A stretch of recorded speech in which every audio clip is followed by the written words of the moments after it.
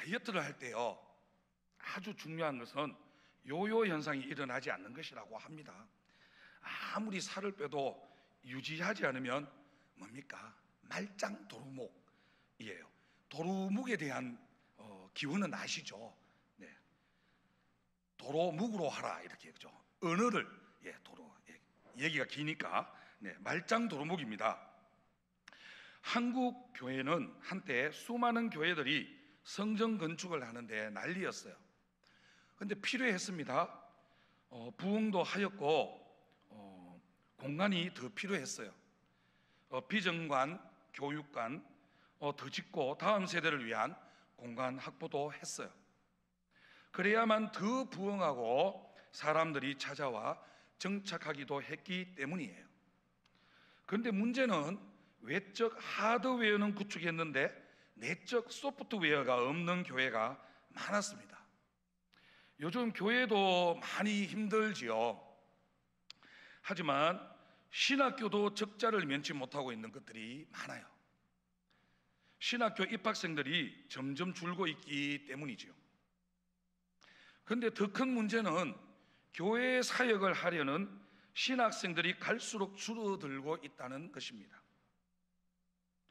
부흥한 조국교회, 한국교회에 주님의 이 아름다운 성전이 말짱 도루묵이 되지 않고 내적 소프트웨어로 성벽을 재건하고 신학도들이 신학교를 몰려들게 하려면 주님의 성전을 섬기고 선교지를 섬기겠다고 헌신하는 새벽 이슬 같은 제자들이 많이 필요합니다.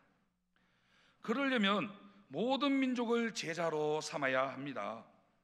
날마다 살아나는 말씀 묵상, 하나님의 말씀입니다.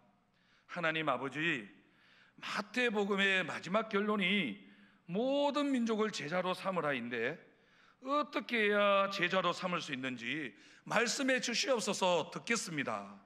아멘. 모든 민족을 제자로 삼기 위해서는 첫째로 세상 방법을 버려야 합니다.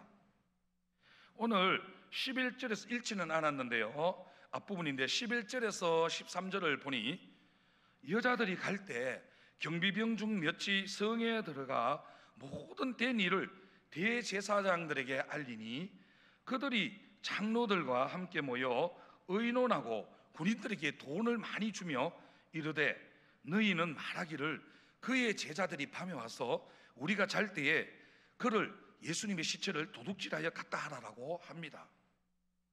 프레임 씌우기를 하죠. 프레임을 짜서 덮어 씌우기를 합니다.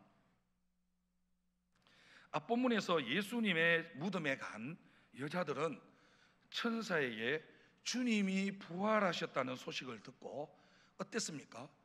무서움과 큰 기쁨으로 제자들에게 이 소식을 전하려고 다름박질했지요. 그런데 군인들은 여자들과 같은 일을 동시다발적으로 보았어도 반응이 전혀 다릅니다. 일단 시신이 없어졌으니까 무섭지 않겠습니까? 그래서 대제사장들에게 주님이 살아나신 일을 고합니다. 그랬더니 대제사장들이 장로들과 의논하고 돈으로 막 경비병들, 군인들을 매수합니다. 앞에 있는 16장에서 종교 지도자들이 하늘로부터 오는 표적을 구했을 때 주님은 요나의 표적을 말합니다. 즉 사흘 만에 죽었다가 살아나는 것을 이야기하셨죠. 이는 무엇입니까? 십자가와 부활을 의미해요. 그런데 이들은 주님이 요나의 표적을 보이셨는데도 불구하고 회개는커녕 여호와께 돌아오기는커녕 슈버슈버 하기는커녕 자복하고 회개하고 돌아오기는커녕 군인들에게 새빨간 거짓말을 시킵니다. 예수님은 십자가에서 새빨간 피 흘리심으로 교회를 지키셨는데 직분을 가진 자들이 지금 하는 일이 무엇입니까? 주님이 살아나시자마자 거짓말과 돈과 금모술수로 교회를 더럽히고 있습니다. 14절과 15절을 보니 만일 이 말이 총독에게 들리면 그러니까는 시체를 훔쳐갔다 도둑질해 갔다는 이 거짓말이 총독에게 들리면 우리가 권하여 너희로 근심하지 않게 하리라. 너가 군인들이 돈으로 매수했다는 얘기 안 하고 아무 책임지지 않도록 해줄게. 그러면서 15절에 군인들이 돈을 받고 가르친 대로 하였으니 이 말이 오늘날까지 유대인 가운데 두루 퍼지니라고 해요. 절대 비밀 보장해 준다 하고 설령 특혜도 아무 일 없도록 일처리 깔끔하게 해줄게 했는데 어떻게 되었다고요? 오늘날까지 그 일이 두루 퍼져서 모르는 사람이 하나도 없다고 합니다. 지나가는 콜리기도 다 알고 모르는 사람은 자기들만 모르는 그런 공공연한 사실이 되었습니다. 아무리 은밀하게 일을 처리하려고 해도 이렇게 두루 퍼져서 결국에는 모든 유대인이, 온 세상 사람들이 다 알게 되었습니다. 자기들만 모르다가 다른 사람은 다 알고 있는 것이죠. 돈으로, 권력으로 사람을 살 수는 있어요. 저도 경험해 보니까 돈으로 매수할 수 있습니다. 밥 몇 번 사주면 내 사람 되고 저희의 사조직을 구축할 수 있습니다. 제자로 삼을 수는 없습니다. 제자는 돈으로, 거짓말로, 뇌물로 되는 것이 아닙니다. 우리가 세상 방법을 버리지 못하면 주님의 제자가 될 수도 없을 뿐더러 다른 사람을 제자로 삼을 수도 없습니다. 여러분은 어떠세요? 여러분은 같은 사건을 보면서도, 예수님의 부활 사건을 보면서도 말씀을 몰라서 다르게 해석하고 세상 방법을 따른 적은 없으십니까? 교회의 세속화, 모든 조직은 세속화되죠.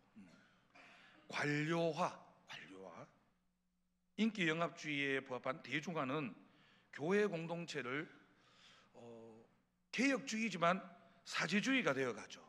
계급으로 서열화되고, 그리고 인기 영합주의에 의해서 인기 있는 사람이 어쩌면 직분자가 되고, 영공주의 계급화로 바벨론 같은 교회가, 오늘날 현대교회, 조국교회가 또 일반 사회의 사치향락 구조를 쫓아가는 그런 어떤 현대 우리의 교회의 모습은 아닌지, 그렇게 우리 교회도 세상 방법을 그대로 따라가고 있지는 않은지 한번 생각해 봅니다.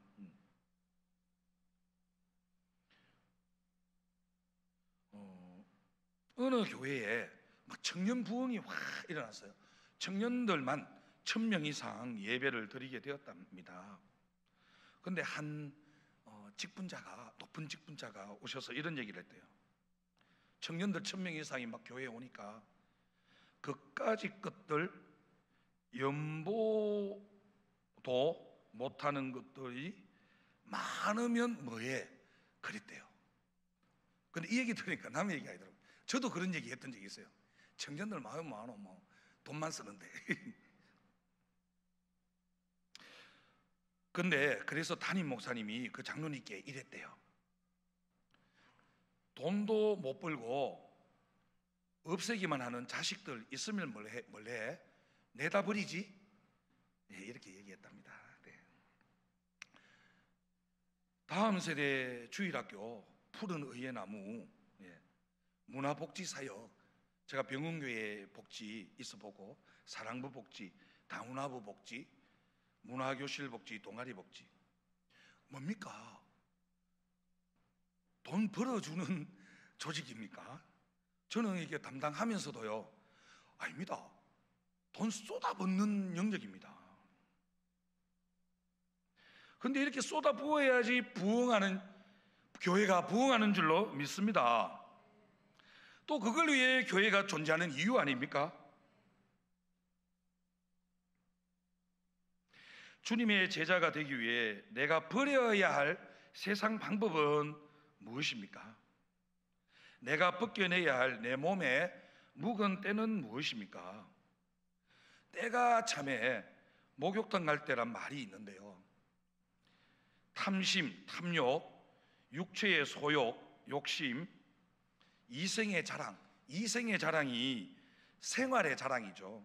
자기가 가지고 있는 부유한 재산, 높은 신분, 그리고 활약상, 그죠? 활약상 막 내가 뭐 이 정도로 활약한다, 내가 높은 사람하고 이렇게 관계가 깊다, 막 자랑하고 싶어 미치죠. 그런 것들을 허탄한 자랑, 그리고 안목의 정욕, 안목은 눈이죠. 눈으로 보는 음란과 두려움 속에서 통치를 받으니까 그 통치에서 내면의 죄성을 증폭시키는 그런 안목의 정욕, 그런 것들이 내가 버려야 할 세상의 방법이 아닐까요? 정말 이 시간 거짓의 영, 음란의 영, 유혹의 영, 미혹의 영은 제하고 슈브하기를 간절히 소망합니다. 할렐루야, 아멘. 모든 민족을 제자로 삼기 위해서는 둘째로 예수님의 명령을 들어야 합니다. 16절에 보니까요, 11 제자가 갈릴리에 가서 예수님께서 지시하신 산에 이르러라고 해요. 우리가 세상 방법을 버리기 위해서는 주님이 지시하신 산에 가서 주님의 명령을 들어야 합니다. 이 산은 무슨 산일까요? 주님이 팔복설교를 하신 산이에요. 팔복산입니다. 예수님께서 천국 복음을 선포하셨죠. 8가지 천국의 복을 설교하셨는데요, 하나님 나라 천국 복음을 선포했던 팔복설교예요. 그 팔복설교의 내용들은 요약하면 그렇죠. 첫 번째는 제자가 되어야 합니다. 두 번째는 심령이 가난한 자는 복이 있도다. 가난한 자가 되어야 합니다. 세 번째는 뭡니까? 애통하는 자가 되어야 합니다. 이것이 하나님 나라 천국 복음 팔복설교입니다. 18절에 보니 예수께서 나와 말씀하여 이르시되라고 합니다. 그동안 성경에서 예수님이 병을 고치기 위해 나오셨다는 표현은 참 많이 있었어요. 그러나 말씀 자체만을 가르치고자 나오신 것은 여기밖에 없습니다. 말씀 자체만을 가르치고자 나오신 것은 요 본문밖에 없습니다. 그러면 이것이 의미하는 바가 무엇일까요? 주께 받은 바 은혜를 기억하라는 것입니다.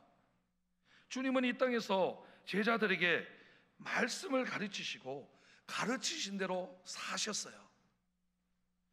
가르치신 대로 사셨어요. 그리고 말씀대로 십자가에서 돌아가시고 부활하셨습니다.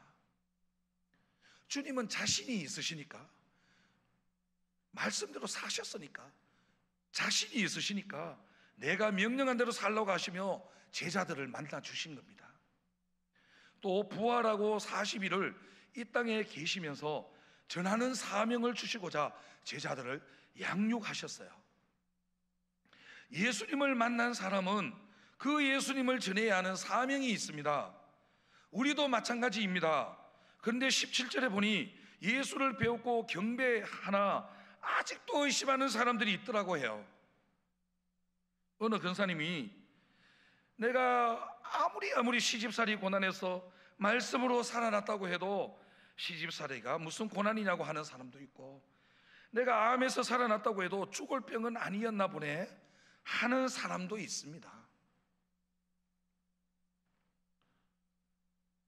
진짜 의심하는 사람들도 있지만요, 대개는 불신이라기보다는 확신하지 못하는 사람들이에요. 인정 못하는 분들입니다. 예수님은 그러한 사람에게도 나와서 말씀하십니다. 여러분, 주님은 이 땅에서 잘 먹고 잘 살라고 우리를 만나 주시는 것이 아니에요. 가서 제자 삼으라고 만나 주신 것입니다. 여러분은 어떠세요? 여러분에게는 주님을 만난 기쁨이 있습니까? 첫사랑의 기쁨이 있습니까? 저도 있습니다. 마가복음 1장 11절, 대학교 2학년 때 너는 내 사랑하는 아들이라 내가 너를 기뻐하노라. 말씀 공부하는데 오후 한 5시쯤 주일날 이 말씀을 하는데 주님이 내 안에 임재하는 걸 느꼈습니다. 그 첫사랑의 기쁨이 아직 없어지지 않고 있습니다. 제가 처음에 사역하면서 사람들 만날 때마다 막 열심히 10번이고 100번이고 인사하니까 건영부 목사는 의도적으로 인사한다 이러더라고요. 그러다 1년이 가고 2년이 가고 3년이 가도 계속 그러니까 원래 저 사람은 저렇다. 근데 원래 안 그랬습니다. 저는 한쪽 눈이 안 보여서 고등학교 3년 동안 말 한마디 안 했습니다. 제가 왜 남들 가지 않는 철학과를 갔겠습니까? 제 문제가 해결되지 않으니까 갔죠. 근데 철학에서 해결된 것이 아니라 마가복음 1장 11절 너는 내 사랑하는 아들이라 내가 너를 기뻐하노라, 이 기쁨 때문에 회복되었습니다. 그래서 너는 나의 최고의 걸작품, 그게 근영부입니다. 히브리어로 세굴라입니다. 세굴라는 보석, 보물, 최고의 걸작품. 저와 여러분 하나님의 최고의 걸작품입니다. 첫사랑의 기쁨으로 사역하시기를 간절히 소망합니다. 아멘. 그 기쁨으로 주님을 전하는 제자의 삶을 살고 계세요? 아니면 이원론적으로 직장 따로 교회 따로 삶 따로 기복적으로 무늬만 크게 차리세요? 아니면 싹군인가요? 아니면 소명자이신가요? 후안 카를로스 목사님의 책 제목처럼 제자입니까? 여전히 부활의 예수님을 의심하며 이 땅에서 잘 먹고 잘 사는 것에만 관심이 있지는 않으세요? 죄인이 아닌 의인의 입장에서 시어머니를 전도하려고 한 것을 회개하며 슈브하며 시어머니의 구원을 위해 주님의 명령대로 끝까지 복음을 전하겠다는 한 성도님의 말씀 묵상 간증이에요. 제자 삼는 삶인데요, 저는 청소년 시절 친구와 함께 교회를 다니면서 인격적으로 하나님을 만났어요. 그러면서 친구들을 많이 전도했지요. 하지만 친구들을 주님의 제자가 아닌 내 제자로 삼으려고 했고, 주님의 사랑원이 아닌 내 사랑원으로 만들려고 했고, 기복의 가치관으로 예수님을 의심하기도 했답니다. 그러다가 저는 남편의 사업이 부도나는 바람으로 믿음의 공동체에 속하게 되었어요. 이후 저는 말씀으로 위로를 받으며 기복의 가치관이 팔복의 가치관으로 바뀌었답니다. 전에는 세상적으로 잘된 게 없으니까 형제에게 복음을 전할 수 없다 생각했어요. 그런데 제가 고난 중에도 기쁘게 살아가며 예수 복음을 전하니까 동생들도 복음을 받아들이게 되었답니다. 그런데 시어머니는 나보다 더 의롭게 사는 사람이 있으면 날 전도해봐, 내보다 더 의롭게 사는 사람이 있으면 날 전도해봐 하며 복음을 계속 거부하고 계세요. 그럴 때마다 저는 어머님은 절대 예수님을 믿지 않을 거야 하며 전도하기를 포기하고 싶었답니다. 근데 그동안 죄인이 아닌 의인의 입장으로 다가가 시어머니를 전도하려고 한 것이 깨달아지니까 제가 바로 복음 전파를 해방한 죄인임이 인정되었지요. 이제는 20절에 내가 세상 끝날까지 너희와 항상 함께 있으리라는 약속의 말씀을 기억하며 주님의 명령대로 시어머니의 구원을 위해 끝까지 복음을 전하길 기대해요. 그래서 저희의 적용은 시어머니께 매일 안부 연락을 드리고 매일 성경 말씀 묵상으로 깨달은 내 죄를 한 가지씩 고백하겠습니다. 믿지 않는 시누이에게 매일 성경 말씀 묵상과 신앙 서적을 보내겠습니다 입니다. 정말 병원교회하고 약간 다른 점이 있네요. 병원교회에서 요 정도 묵상 간증을 딱 하면 요 패턴 똑같거든요.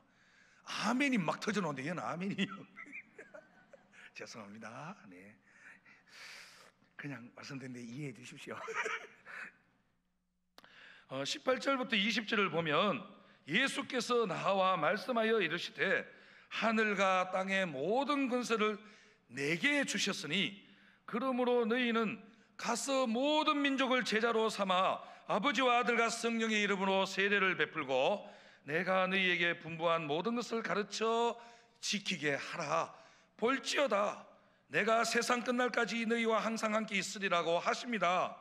항상 우리와 함께 있으시면서 그렇게 내가 가르친 것을 너희도 가르치고 지켜 행하라고요. 그래가지고 하는지 안 하는지 두 눈 시퍼렇게 부릅뜨고 지켜보면서 있겠다라고 얘기했어요. 그냥 있는 게 아니라 두 눈 시퍼렇게 부릅뜨고 가르치고 지키는지 보겠다니까.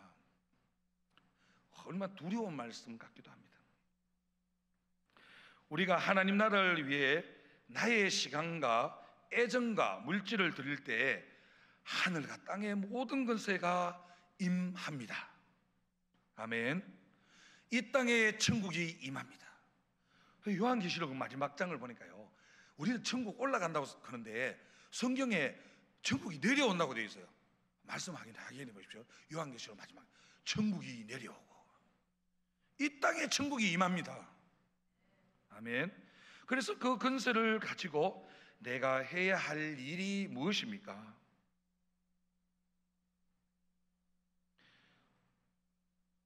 그 권세가 천국 복음의 권세 아니겠습니까? 그 천국 복음의 권세를 가지고 내가 해야 할 일이 무엇이겠습니까? 이 땅에서 천국을 마음껏 누리는 것 아니겠습니까? 그리고 마음껏 누리는 것을 보여주는 것 아니겠습니까? 그것을 본 사람들이 또 천국을 누리지 않겠습니까? 그게 내가 해야 할 일이 아니겠습니까? 그래서 내가 해야 할 일은 가서 모든 민족을 제자로 삼아 세례를 베풀고 주님이 분부한 모든 것을 가르쳐 지키게 하는 것입니다. 우리의 모든 삶의 목적은 주님의 지상 명령인 제자 삼기 하나입니다. 내가 제자 되어 제자 삼기 하나입니다. 제자로 삼기 위해 결혼도 하고 직장에도 들어가고 학교에도 가야 하는 것입니다. 모든 삶의 체계로서의 기독교입니다. 총체적인 삶의 체계로서의 기독교입니다. 삶의 전 영역 속에 주님의 주권을 선포해야 합니다. 가정과 직장과 학교에서 하나님의 형상, 모양, 이미지를 닮은 제자, 하나님의 최고의 걸작품, 보석들, 세굴라, 히브리어로 세굴라, 예수님의 붕어빵들을 만들어내야 합니다. 그리고 이것은요, 해도 되고 안 해도 되는 것이 아니라 반드시 해야만 하는 주님의 명령입니다. 사랑하는 여러분, 오늘도 내가 세상 끝날까지 너희와 항상 함께 있으리라 라는 이 약속의 말씀을 붙들고 모든 민족을 제자로 삼는 사명을 잘 감당하는 저와 여러분이 되기를 간절히 기도하고 소망합니다. 아멘. 이 시간 여호와께 돌아가자 찬양하며 슈브 여호와께 돌아오는 우리들이 되었으면 좋겠습니다.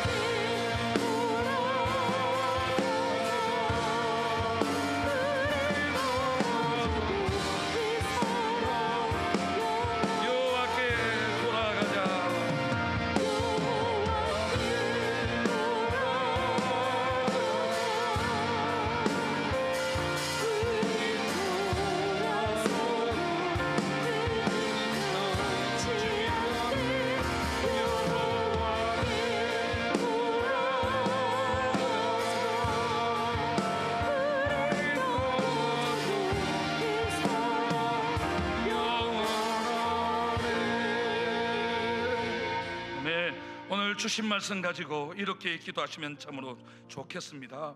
모든 민족을 제자로 삼기 위해서, 열방으로 주님을 예배하게 하기 위해서 세상 방법을 가감히 제거하고 도려내게 하여 주옵소서. 도말하여 주시고 없애 주시고 깨끗하게 불태워 주시옵소서. 주님의 제자 되어 주님의 제자 삼도록 부활의 예수님의 지상명령 따라 기쁨으로 열방으로 가서 제자 삼게 하여 주시옵소서. 해외 9개 팀, 국내 3개 팀, 그리고 모든 수련회 위해 하나님 나라를 위해 나의 시간과 애정과 물질을 드릴 때 하늘과 땅의 모든 것에가 임하게 하여 주시옵소서. 천국을 맛보아 알게 하여 주시옵소서. 하나님, 그리고 모든 열방 가운데 떠나가는 우리 해외 선교팀과 국내 선교팀, 그리고 수련회 팀들이 떠나갈 때에 가서 모든 민족을 제자로 삼아 세례를 베풀고 주님이 분부한 모든 것을 가르쳐 지키게 하여 주시옵소서. 오늘 이 시간 여호와께 돌아오게 하여 주시옵소서. 슈브하게 하여 주옵소서. 모든 열방이 주께 돌아오게 우리들을 사용하여 달라고 주님을 한번 부르짖고 합심하여 기도드리겠습니다. 주여,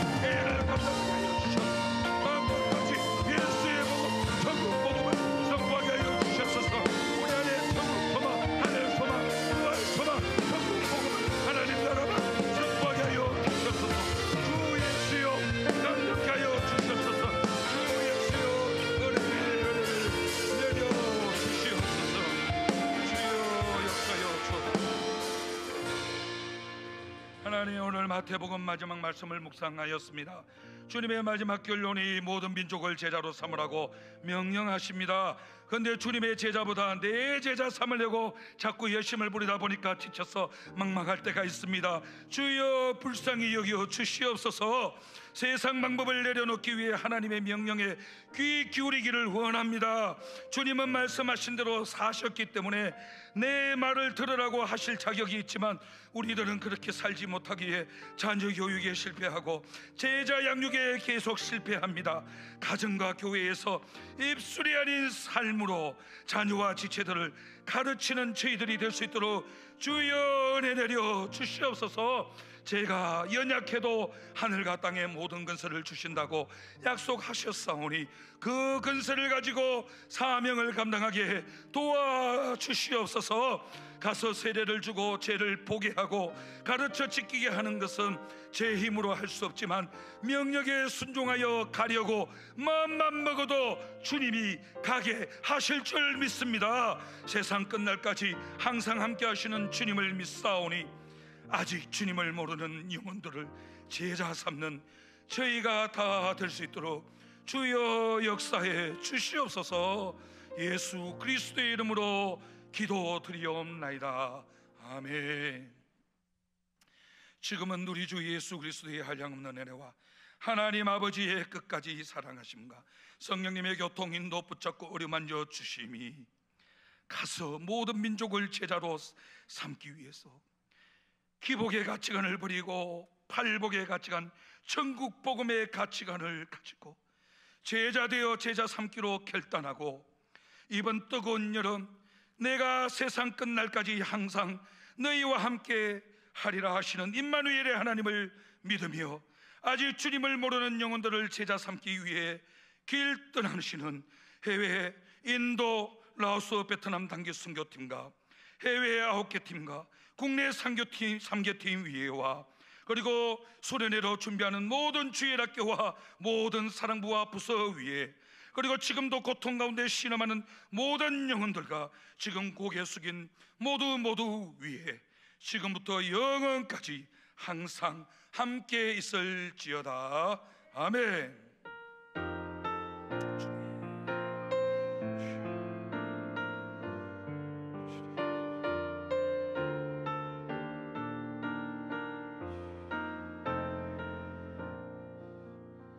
오늘 주신 말씀과 각자 가지고 나온 기도 제목들 가지고 자 이렇게 기도하시다가 주여 한번 부르짖고 돌아가시도록 하겠습니다. 주여.